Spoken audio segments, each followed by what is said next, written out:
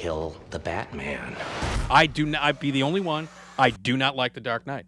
I just don't like it. I think it's You didn't like Batman Begins, though. No. So you got to preface it with that.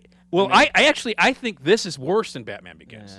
And Batman Begins I thought was This one, it's got a great performance by Heath Ledger, and everybody's been talking about phenomenal. it. I think he's great in it. I think he's great. He's by far the best thing in the movie. Yep. There are a couple of really well-staged action sequences in the movie. Okay, one particular with a semi.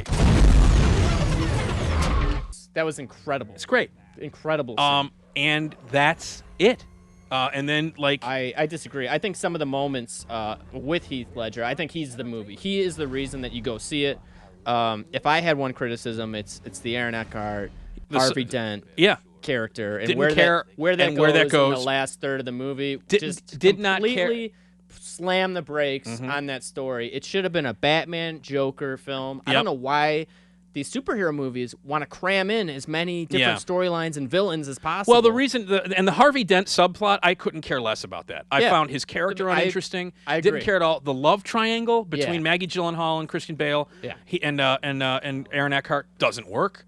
And who cares? And the message of the movie is so blatantly smashed over your head. You either die a hero, or you live long enough to see yourself become the villain.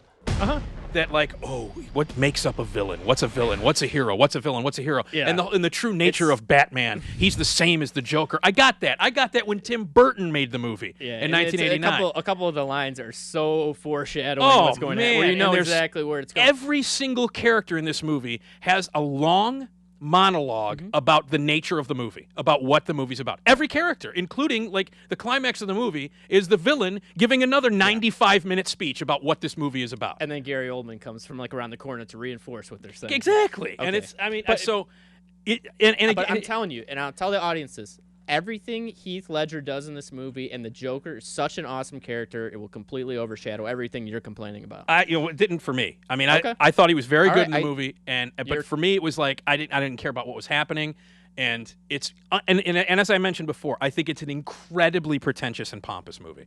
It's incredibly self-important. Christopher Nolan thinks he's making The Godfather, but he's making a comic book movie. That's what it is. Yeah. And it's not a fun. There's and I know that they went out of their way. They want it to be dark. They want it to be serious. You know what I mean? Let's take this movie seriously. This is a real movie, and we want it to be dark. And as a result, they've sucked all the fun out of the movie. Even the cool action sequences. No. They were I thought it was fun. I had no fun watching. There was no joy in watching that movie. Oh, I disagree. That's why I loved about the Joker, man, because there were times when it was really dark and disgusting, but I was laughing the entire time he was up. I thought it was really entertaining. I think if you go in with that in mind, you can see it that way, and I can see why you viewed the movie that way. I mean, there's a couple things I could say, but I don't want to ruin it for anybody out there. I haven't given anything away. Yeah, I understand, but I think it's all about what sort of mood you're in when you're watching it.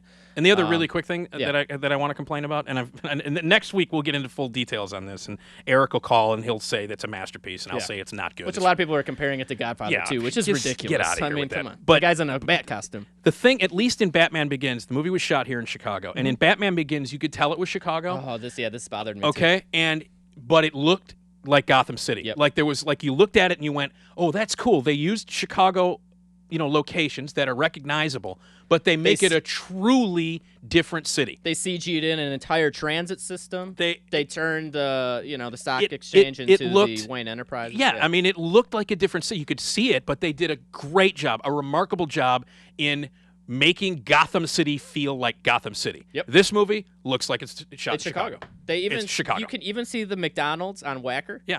You can see they did a terrible job. The lyric opera banners on the streetlights. I don't understand that. And they did all the effort that they put into Batman Begins to make Chicago look like a fictional city. They just nothing. It's like, oh, here's Chicago. Yep. It was like Ferris Bueller, but with a guy in a deranged guy with a knife cutting people up. Exactly. Which you probably would have liked in Ferris Bueller. Absolutely. If somebody would have got to Ferris Bueller with a knife, I would have absolutely loved it.